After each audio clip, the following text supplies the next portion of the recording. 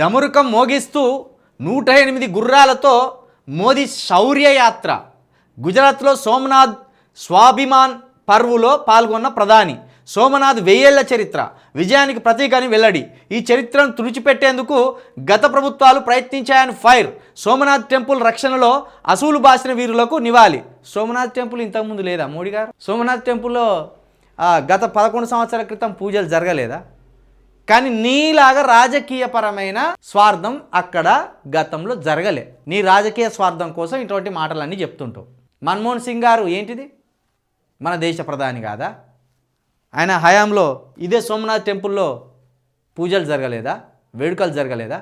డమరకం మోగిస్తాట 108 గుర్రాలతోట. మోడీ గారు ఆయన తీర్చుకోవాల్సిన కోరికలన్నిటినీ ప్రధానమంత్రి సీట్లో కూర్చొని తీర్చుకుంటున్నాడు. ఆయనకు చిన్నప్పుడు ఏ అయితే కళలు ఉన్నాయో, ఏవేవైతే పనులు చేయాలనుకున్నాడో, ఏ సంబరాన్ని అయితే తీర్చుకోవాలనుకుంటున్నాడో, ప్రధానమంత్రి అయిన తర్వాత అన్ని గెటప్పుల్లో, అన్ని వేడుకల్లో ఆయన కోరికలను అద్భుతంగా తీర్చుకుంటున్నాడు.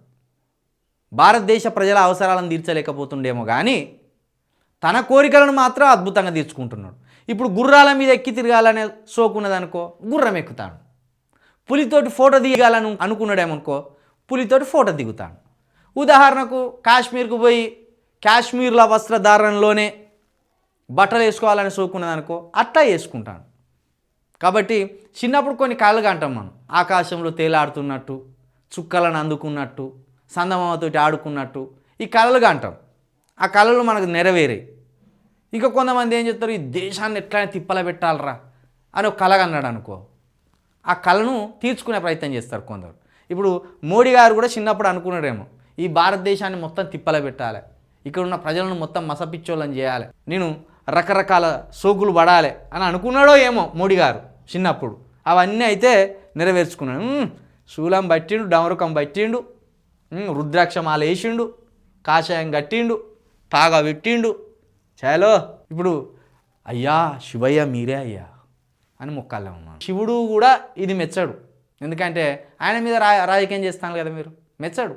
మొన్న పోయేమో చర్చికి పోయి ఇట్లా దండం పెట్టి చర్చ్ ఫాదర్ దగ్గర ఆశీస్సులు తీసుకున్నాడు. ఒక్క మాట మోడీ గారి నోటి నుండి, హిందూ ముస్లింలు క్రైస్తవులు అందరం సమానమే అని ఇది ఒక్క మాట అనండి మోడీ గారు, తెల్లారే వరకు అందరు సిట్రైట్ అవుతారు. మత విద్వేషం రేపాలని చూసే ప్రతి ఒక్కరు సిట్రైట్ అవుతారు. కానీ మీరు మా మాట అనరు, అస్సలు అనరు ఆ మాట. ఇక్కడ డమరికం మోగిస్తాను కదా, ఆ ట్రంప్ గాడేమో మన మీద డమరుకం మోగిస్తాను. 500% టారిఫ్లు పెంచిండు. గీ డమరుకం ఏదో వాని మీద మోగించరాదు. ఎప్పుడు మన దేశంలో హింసపెట్టే ప్రయత్నమే తప్పించి. ప్రధాని మోదీ ఆధ్వర్యంలో నిర్వహించిన సోమనాథ్ స్వాభిమాన్ పర్వ్ యాత్రలో భారీగా పాల్గొన్న భక్తులు. సోమనాథ్ టెంపుల్ మన ఆదిదేవుడు, మన ఆదిదేవుడు శివుడు కొలువై ఉన్న దేవాలయం సోమనాథ్ టెంపుల్. ఇది ఎక్కడ గుజరాత్లో ఉన్నదా? ఇది ఆదిదేవుడు, అందరి దేవుడు, అంటుడు ముట్టుడు లేని దేవుడు మన శివుడు, మన దేవుడు. దాంట్లో ఇబ్బంది ఏం లేదు. శివుడు మన దేవుడు అనడంలో ఇబ్బంది ఏం లేదు. కానీ వీళ్ళు రాజకీయంగా ఉపయోగించుకుంటున్నారు. సకాడికి పోవాలి, ఏం చేయాలి, శివుని దర్శించుకోవాలి, ఏమైనా పాపాలు చేస్తే మన్నించు దేవుడు అనాలి, బయటికి రావాలి. కానీ ఏం చేస్తాను, అక్కడికి కూడా పోయి ఈ టెంపుల్ను గత ప్రభుత్వం పట్టించుకోలేదు. టెంపుల్ను పట్టించుకోవాలి, ప్రజలను పట్టించుకోవాలి.